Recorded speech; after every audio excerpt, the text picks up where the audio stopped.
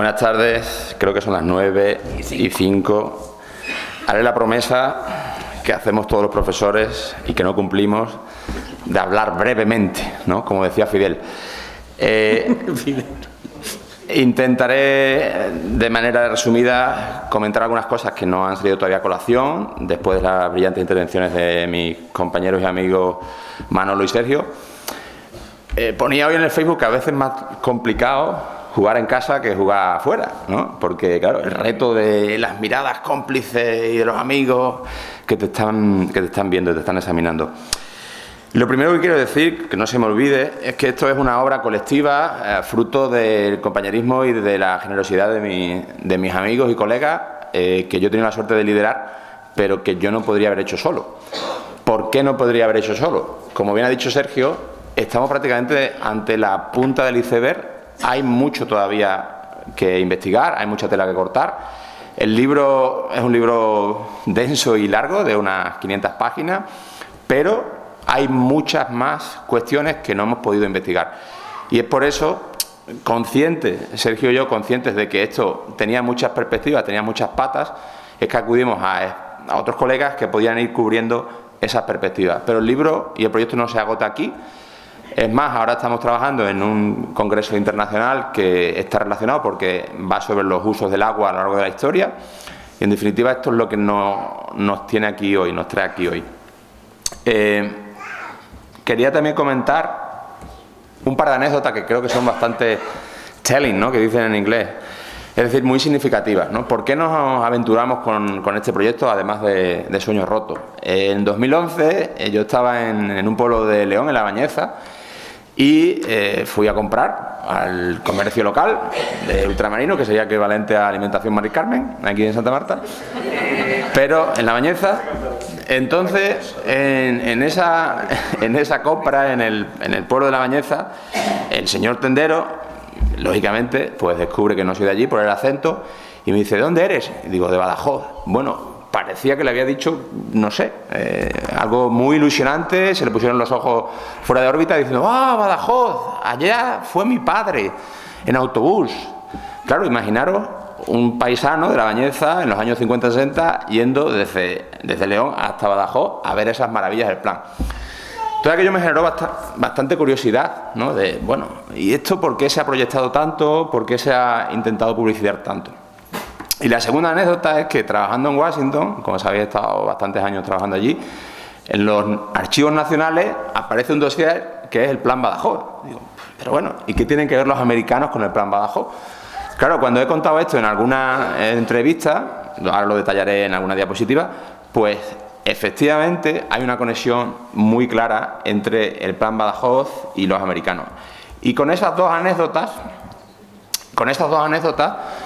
digamos que ya tuve el impulso definitivo para comprender mejor el Plan Badajoz, porque es verdad que había habido estudios previos, nuestro libro no es el primero y probablemente surjan otros, pero había que mirar al problema, al Plan Badajoz, desde otra perspectiva que incorporara esas anécdotas de por qué en La Bañeza era conocido el Plan Badajoz y por qué en Washington también se hablaba del Plan Badajoz.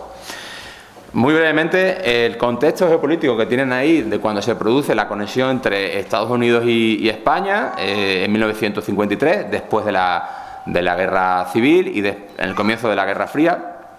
Como comento, se produce un matrimonio de conveniencias entre Franco y Eisenhower. Se produce ese matrimonio de conveniencias en el septiembre del 53 porque Franco era un líder aislado internacionalmente, por ese pasado de vinculación con Hitler y Mussolini, y a Estados Unidos le interesaba la península ibérica por la Guerra Fría, es decir, por el miedo a la expansión comunista. Y en España, en ese acuerdo con los Estados Unidos, se van a poner bases militares, empezando por el sur: Rota, Morón, Talavera, que esto lo cuento y enfatizo porque a veces no sabemos que Talavera también formaba parte de ese eje geoestratégico. Era una base menor, supletoria de Morón, y de Torrejón, Zaragoza. Bien, ese Plan Badajoz coincide en los tiempos y cuando la maquinaria estadounidense de las bases militares han acabado, se utilizan, lo que decía Sergio, abancalamientos, caminos, acequias. Es decir, ahí ya tenemos la conexión americana. Como pueden ver también en esta en esta otra diapositiva. Los Caterpillar, que Franco decía en un documental, esas máquinas grandes americanas, ¿no?, que le habían fascinado. De Estados Unidos no solamente vienen los Caterpillar, como ven en esa otra imagen del 47, ya los ingenieros agrónomos estadounidenses buscando soluciones para esa pobreza, buscando soluciones también para una agricultura precaria, ¿no?, pues miran a Estados Unidos como elemento de desarrollo, como ejemplo. Ahí ven tractores que en el 47, el 48 en España pues brillaban por su ausencia. En esa conexión estadounidense, y esta foto tengo que agradecer a los parientes que me la han brindado, está también el tema de la explotación posterior de los productos que se van a cultivar. Una de las claves va a ser el algodón que se empieza a cultivar no solamente en los pueblos directamente relacionados al Plan Badajoz, sino también en Santa Marta de los Barros, ¿verdad?, como ven ustedes ahí. Porque las industrias de transformación del algodón que se ubican al Socaire del Plan Badajoz también van a arrastrar una demanda de ese producto, y en Santa Marta de los Barros, en zonas de vega, en zonas de noria, en zonas de pozo, se siembra también algodón. Bueno, como digo, quiero ser breve para que sobre todo después comentemos cosas. Sergio ya ha hablado de los porqués del Plan Badajoz, Manolo ha ejemplificado en un capítulo, ¿no?, el bombo propagandístico, ¿no?, que lo unimos a lo que yo decía de La Bañeza. Hacia 1965, 1962, es decir, cuando se han cumplido 10 años de la puesta en marcha oficial del Plan Badajoz, el BOE de 1952, pues 10 años después, en el 62, hay unos balances de qué se ha avanzado, qué no se ha avanzado. Lo curioso de esto es que hemos conseguido documentación del propio régimen, es decir, documentación franquista, además de prensa, donde de manera indirecta, de manera sutil, pero se está reconociendo ya que queda mucho por hacer, que, por ejemplo, en otra diapositiva que pusimos, las 220.000 hectáreas de las que se había hablado en la prensa no iban a ser posibles. El avance había sido mucho más modesto y, como digo, y pueden ver en este ejemplo, resulta curioso que incluso la prensa, en este caso La Vanguardia, pero también en el hoy, empieza a criticar un poquito, levemente, ¿no?, y de manera indirecta, los avances del Plan Badajoz, porque no se está llegando ni con mucho a lo que se ha proyectado, a lo que se ha propagandizado, ¿no? Por eso el título del libro es Entre la modernización económica y la propaganda política, porque de ambas cosas hubo. Efectivamente, concuerdo con el amigo Sergio que hay un elemento positivo, pero hay que entender el contexto y matizar cuánto de positivo, cuánto se consiguió, cuánto se dijo que se iba a hacer y después no se hizo. Y la siguiente tabla es todavía más explícita. Esta es la tabla, el nudo gordiano del libro, es digamos, lo más significativo. ¿Qué ven ahí? Ven el número de hectáreas divididas por las zonas. Hay diferentes zonas, no es todo el Plan Badajoz un 1, ¿no? Está la zona de Montijo, la zona de Lobón, la zona de Orellana y otras zonas más pequeñas como Baluengo, los pueblos alrededor de Olivenza, Brobales. En definitiva, lo importante, quiero que presten atención, son las cifras de la derecha que están marcadas en rojo y que hablan de el tanto por ciento adjudicado a los colonos del total. Es decir, por ejemplo, en Montijo, si se ponen 100 hectáreas en regadíos, 41% efectivamente se distribuyen a colonos, de tal modo que 60% van a los reservistas, como ya ha explicado Sergio. ¿Quiénes son los reservistas? Pues son esos grandes propietarios que hacen un gran negocio. ¿Por qué? Voy a detallar un poquito más una cosa que no ha dicho Sergio. Imaginar que ese reservista tiene 100 hectáreas, cede al Estado 50 hectáreas, esas 50 hectáreas el Estado las pone en regadío y las otras 50 hectáreas el Estado se las pone en regadío. Curiosamente, y por eso hay mucho que ahondar, normalmente cede de esas 100 hectáreas las 50, no las mejores, y el Estado le pone en regadío las 50 mejores. Eso en Montijo, donde hay, precisamente porque arranca antes y porque también entra Val de la Calzada, hay un reparto bastante, más equitativo, 41%. Pero en la zona de Lobón, el reparto es del 22%. Es decir, que de 100 hectáreas, solo 22 van a colonos. En Orellana es 29,4% y la parte más equitativa son estos pequeños, las zonas más pequeñas, que es al revés, que es el 63% que se reparte a colonos. Pero en el cómputo global solamente son 3.700 hectáreas, ¿vale?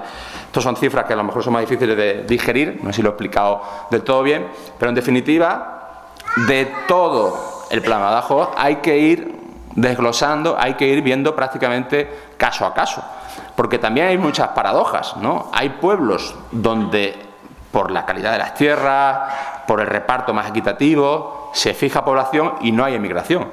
Pero hay otros pueblos del plan Badajoz que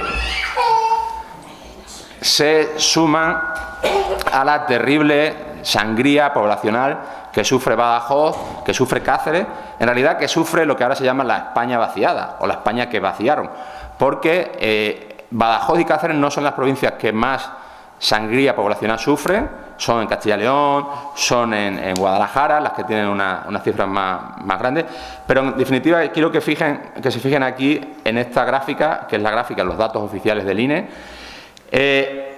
La población de la provincia de Badajoz en 1960, es decir, cuando el plan Badajoz llevaba 10 años, cae estrepitosamente en torno al 33%. Solamente en Badajoz, en Cáceres es más grave. ¿Por qué? Es decir, porque si nos habían contado que el plan Badajoz iba a ser el dorado, incluso yo decía, venía gente de La Bañeza a verlo, venían ministros de Brasil, venían ministros de Holanda a ver aquello, ¿por qué entonces esa gran marcha de población? Y una última reflexión, ya voy acabando, tiene que ver también con la industrialización, que como decía Sergio, efectivamente es la pata más coja del plan Badajoz, porque, voy a hacer un resumen, hay más detalles, pero si se ponen en marcha 10 empresas asociadas al plan Badajoz, en estos primeros del año 52 al 62, en torno al 70%, 80% de esas empresas no continúan, no funcionan, no prosperan y cierran. ¿Por qué? Porque lo que se echa en falta es un plan no solo de Badajoz, sino de comercialización, que en realidad es un problema que todavía venimos arrastrando. Es decir, se produce, pero no hay suficiente capacidad de transformación de eso que se produce, un problema. Segundo problema, que también vivimos todavía, el del transporte, ¿no? Si se produce aquí, pero los transportes son precarios, no existe el tren, entonces eso dificulta la viabilidad económica de esas empresas. En definitiva, lo que les muestro en esta imagen y la siguiente es que las grandes empresas de transformación, las tomateras, los frutales que ahí ven, que se asocian al plan Badajoz, son de los años 80, son de los años 90.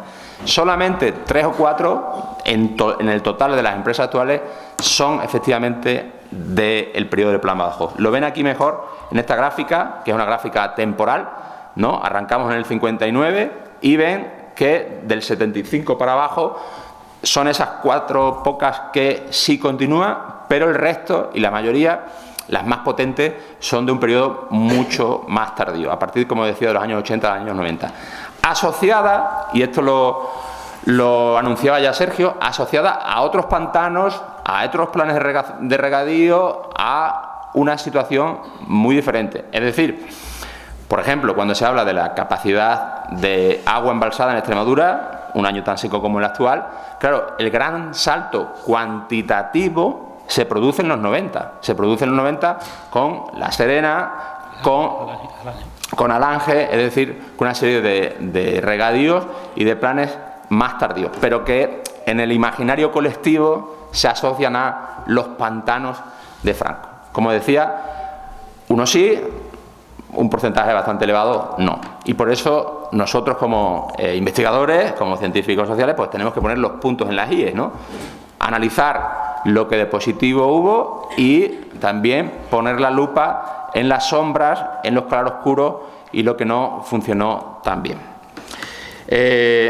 Creo que he mantenido más o menos la promesa de ser breve y ahora ya podemos hablar de lo que quieran, debate, preguntas. Muchas gracias. Del libro.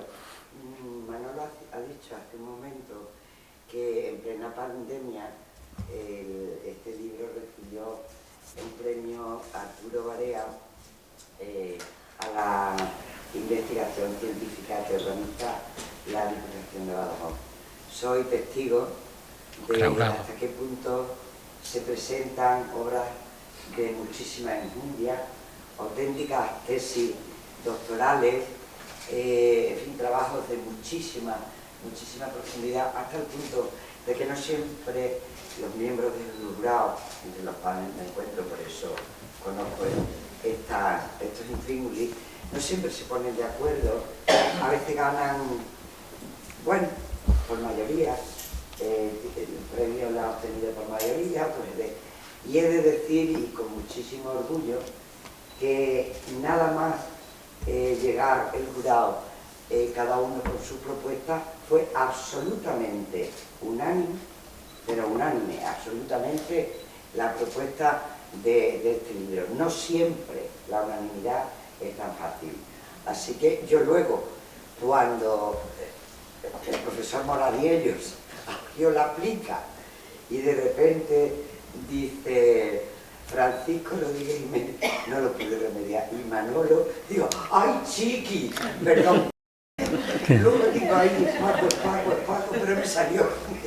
Y mi amigo Manolo, bueno, muy orgulloso. Pero que sepáis que ha sido absolutamente unánime. Es un orgullo para todos.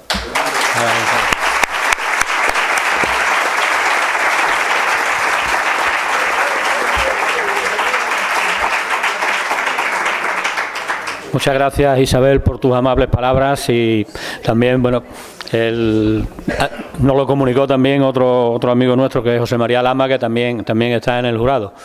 Muchas gracias. Bueno, ¿alguna pregunta? Venga, Félix. Bueno, Manolo, quien lo quiera contestar. ¿Qué? Es decir, que la adjudicación de las parcelas en el Plan Badajoz fueron muy selectivas.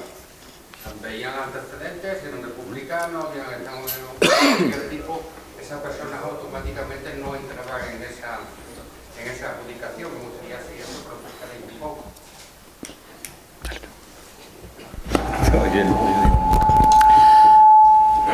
Pues efectivamente no hemos podido detallar todo el libro, que como decía tiene casi 500 páginas, también con el objetivo de que lo lean ustedes, no hacer el spoiler de todo lo que contamos ahí.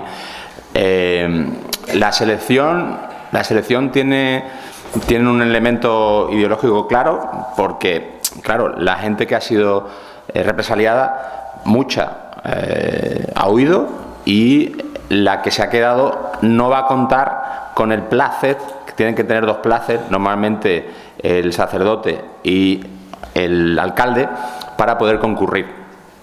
De tal modo que ya hay un cribaje ahí de selección, que quien puede optar son normalmente personas que pues han tenido algún tipo de mayor cercanía ideológica durante la Segunda República a los partidos de derecha. Pero es importante, y además voy a poner esta diapositiva rápidamente, porque explica muy bien lo que estamos hablando del proceso de selección. Esto es una obra de arte, una poesía de José Aguilar, que tuve la suerte de coincidir con él en Salamanca, y resulta que él era oriundo de Segura de León, y su padre es uno de los que después se van al Guadiana en los años 70. Pero claro, dice ahí, si te apuntas al Montijo buscando tu bienestar, no le pidas mansenara, que así te contestarán.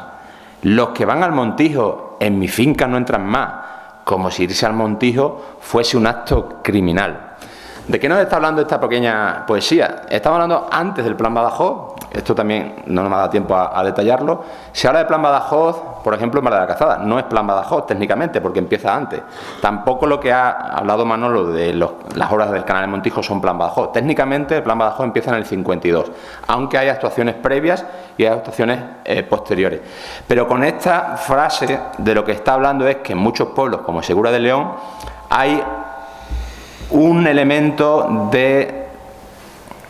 que se reduce la disponibilidad de mano de obra. Es decir, como mucha gente quiere participar de este Plan Badajoz, las relaciones laborales de los pueblos alejados, claro, ya se ven el que tiene la tierra y el que antes repartía los jornales lo va a tener más complicado. Por eso se hacían estos boicots para que la gente no se fuera de los pueblos.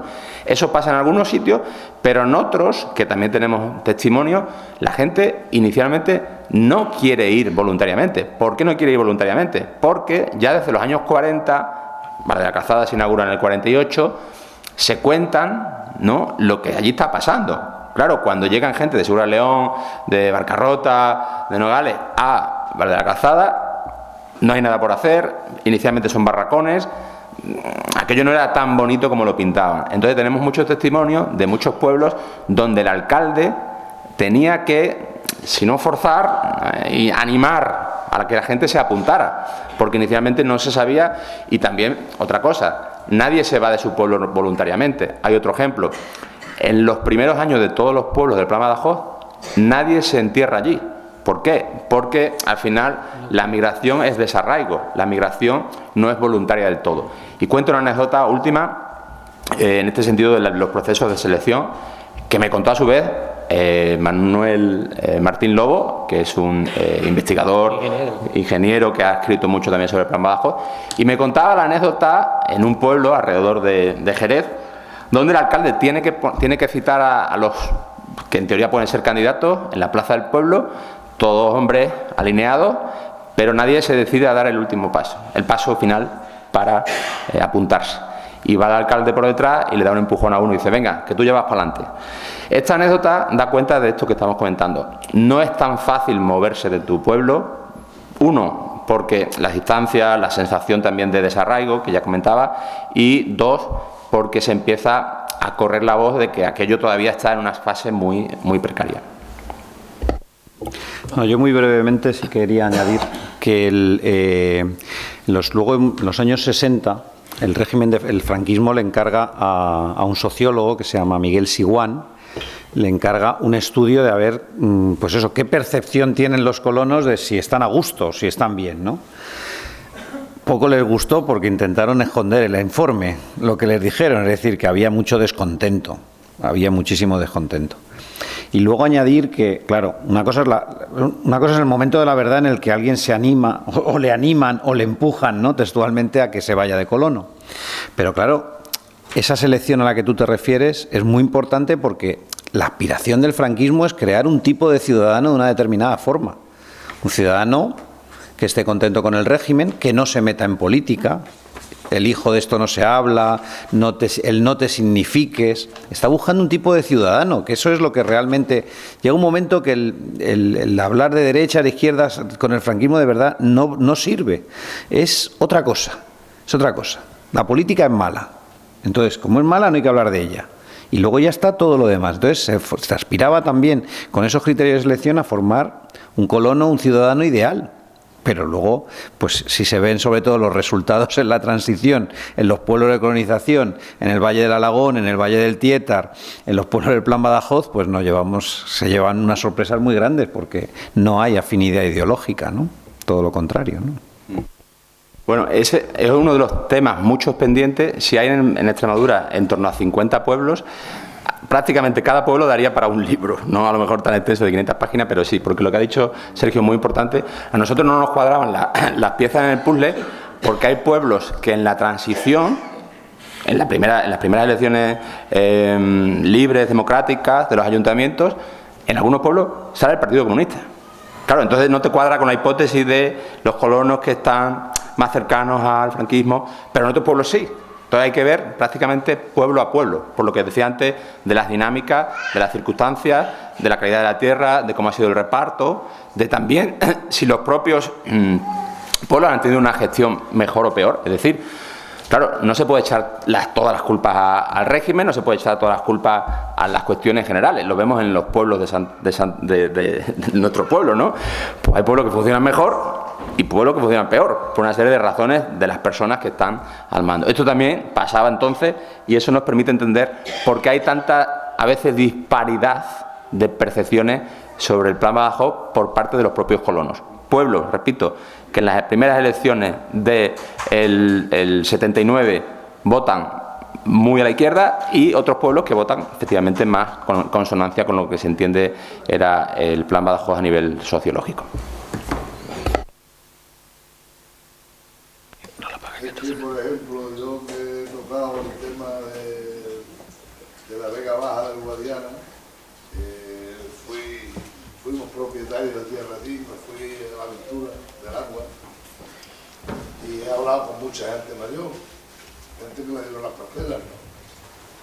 Y lo que habéis dicho ahí es totalmente verdad, ¿no? Por ejemplo, yo hablo de fincas concretas, no voy a dar nombres, pero tengo datos personales para dar detalles, muchos detalles, voy a ser prudente, pero hay fincas ahí muy grandes que, claro, expropiaron la peor tierra, precisamente donde yo las compré, y las tierras buenas se quedó las fincas grandes con ellas, ¿no? Los reservistas, ¿no? Y eso yo lo he visto y lo he vivido, y vamos, la gente que había allí que le dieron las parcelas, el 80% ya no, el 80% no, os puedo decir que el 90 o el 95%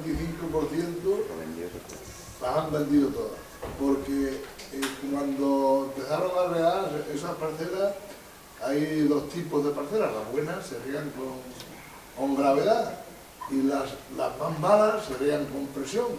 Entonces el agua es tan cara que no sacaban para pagar la producción que tenían de maíz o tomate. Y luego llegamos nosotros, por ejemplo, en este caso, yo me voy a mentar por no mentar a nadie, y compramos las parcelas aquellas que, bueno, que para viñas pues iban bien, ¿no? Pues eran tierras altas, tierras que la humedad le combatía menos las enfermedades, aunque toda la Vega del Guadiana tiene muchas enfermedades, comparado con el secano, son mundos diferentes, ¿no? Y las parcelas allí, pues, tenían un valor muy pobre, valía una hectárea de tierra como aquí una fanega aproximadamente, y yo puedo dar fe de ello, ¿no? Porque yo vendí aquí y compré allí algo, ¿no? Lo que pasa es que compré poco, tenía que haber comprado más. Y los propietarios allí tuvieron que vender aquello porque no sacaban para pagar, sinceramente. Pero, con permiso del patriarca, no, eso que está diciendo es totalmente cierto, pero el problema es que, vuelvo a repetir, hay 50 pueblos y prácticamente hay 50 casos diferentes. No en todos los pueblos funciona igual. Eso por un lado, y por otro, que tú también estás hablando de un proceso de concentración parcelaria que empieza en los años 80, y eso lo sabe muy bien Sergio, porque al final vamos a contar casi todo el libro. En los años 60 hay unos informes del Banco Mundial y de la FAO. Perdón un segundo, eso que yo estoy hablando es el último plan de colonización del reparto de tierras que se hizo, que pertenecían el 80%, pertenecía a Guadajira, que ha sido de los últimos pueblos que se ha hecho, claro, en la comarca esa. Sí lo sé. Y en Guadajira está la orden, donde hemos grabado, por cierto, hago aquí publicidad. Sí. Hemos hecho varios documentales, uno que ha salido en D-Max y otro en Canal Extremadura. Pero mismamente, escúchame, que esto es habitual. Esto no solamente pasa hoy, pasa habitualmente. Es el día a día.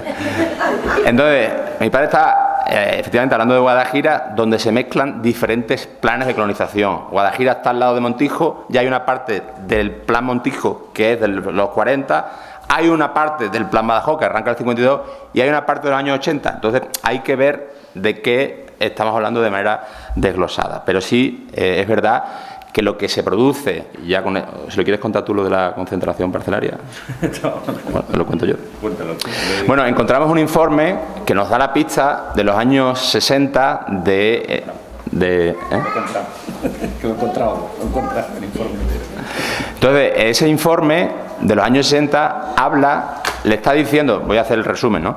Le está diciendo el Banco Mundial, le está diciendo la FAO a los ingenieros franquistas que el sistema parcelario de los años 50, con la pequeña parcela de 3, 4, 5 hectáreas, no es viable. ¿Por qué no es viable?